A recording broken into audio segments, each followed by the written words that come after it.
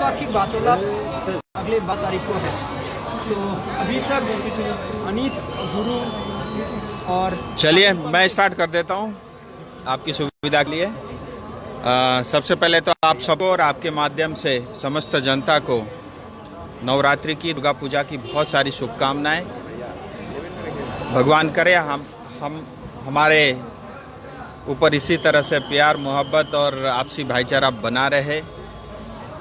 और साथ ही मैं आपके माध्यम से ये भी निवेदन करना चाहूँगा, जो बहुत आवश्यक है, कोविड की तीसरी वेव की डर बनी हुई है। सो ये मैं चाहूँगा कि हम सब मास्क पहने और सामाजिक दूरी बना के रखें, जिससे इस कोविड के कारण हम अपने परिवार और समाज को बचा सकें। इसके साथ ही मैं आपके माध्यम से ममता दीदी को तीसरी बार और एक बार के चुनाव में 2 बार लड़के लीगली मुख्यमंत्री बनने के लिए भी बधाई देता हूं।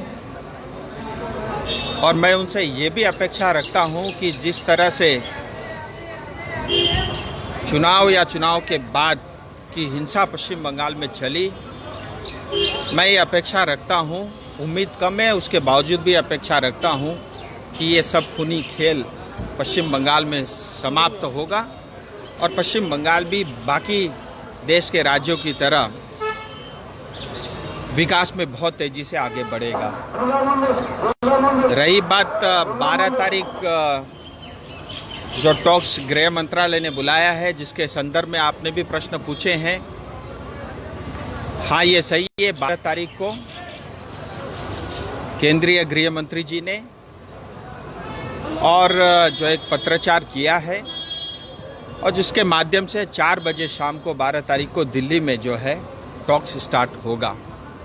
जैसा कि हम सब जानते हैं, भारतीय जनता पार्टी और मोदी जी के नेतृत्व में भारत सरकार देश भर में जो ऐसे मुद्दे थे जो जटिल थे, जो सीपीएम के समय या कांग्रेस के समय में जिनको कारपेट के नीचे डाल दिया था, ऐसे सभी मुद्दों को एक एक कर हल कर रही है और एक राष्ट्र, सशक्त राष्ट्र की तरफ बहुत तेज़ी से देश बढ़ रहा है।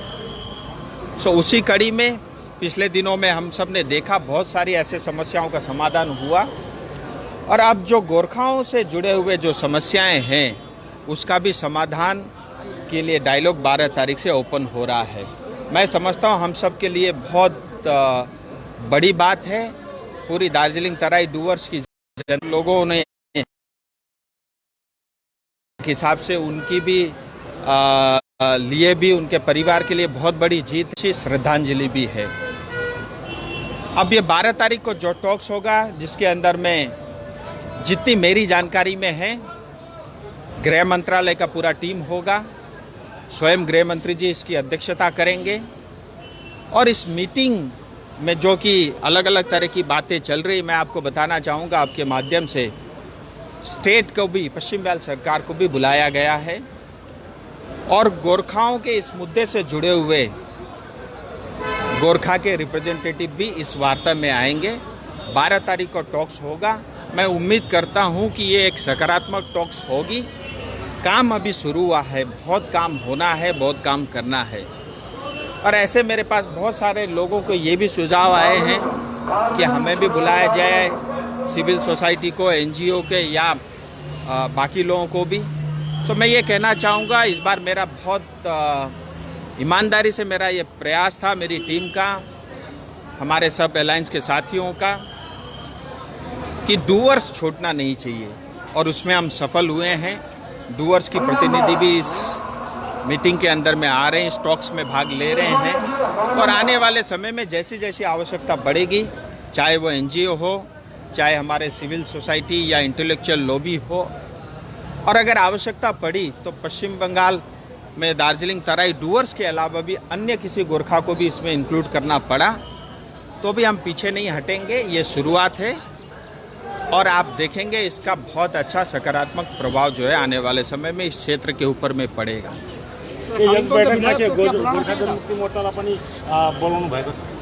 देखिए, मैं एक चीज़ आपको स्पष्ट कह देना चाहता हूँ, ये जो बैठक है ये जीटीए के लिए वार्ता नहीं है। सो मैं शायद ऐसा मानता हूं और शायद गृह मंत्रालय भी इस चीज़ को जानता है कि जो है ये जब जीटीए की बैठक नहीं है तो मुझे लगता है जो लोग जीटीए की कुर्सी पे निगाह गाड़े बैठे हुए हैं सो मुझे लगता है उनको बुलाना बहुत आवश्यक भी नहीं है। लेकिन इसके बावजूद भी अगर किसी की इच्छा होगी, जैसे मैंने बताया मेरे लिए सब समान है, मैं न कोई भी पार्टी देखूंगा न कभी जाति देखूंगा। अगर किसी को भाग लेना हो अपनी इच्छा प्रकट कर सकते हैं, मैं अवश्य जो है गृह मंत्रालय से बात करूंगा।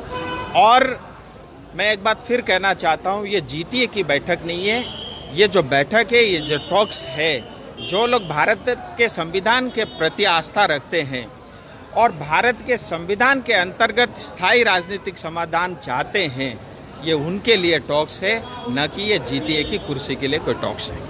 कालिम्पोंग को विधायक को नहीं बुलाया गया। मैं आपको फिर बताया कि अभी पहले मीटिंग के लिए गृह मंत्रालय के जो उचित लगा काम है, मेरा सांसद होने के नाते मैं इस तरह की सरकारी टॉक्स में किसी को बुला भी नहीं सकता और प्योरली ये गृह मंत्रालय का उनके अधिकार के अधीन आता है। और जैसा मैंने बताया कि ये जीटीए के लिए टॉक्स नहीं है और जो लोग जीटीए चाहते हैं वो तो ये कहते ही है ना कि हमें डेवलपमेंट चाहिए, हमें जीटीए चाहिए, यही ठीक है हमारे लिए। सो जो लोग जीटीए से संतुष्ट है, मुझे लगता है उनको बुलाना कोई आवश्यक भी नहीं है। देखिए मैंने आपको बताया, मेरे पास डिटेल में लिस्ट भी है। मैं अभी आपके माध्यम से इतना ही बताना चाहूँगा, स्टेट को बुलाया है, सेंट्रल टीम उसके अंदर में रहेगी, केंद्र सरकार रहेगी और गोरखाओं के रिप्रेजेंटेटिव बहुत सारे विधायक और अलायंस पार्टी के साथी भी आ जाओ।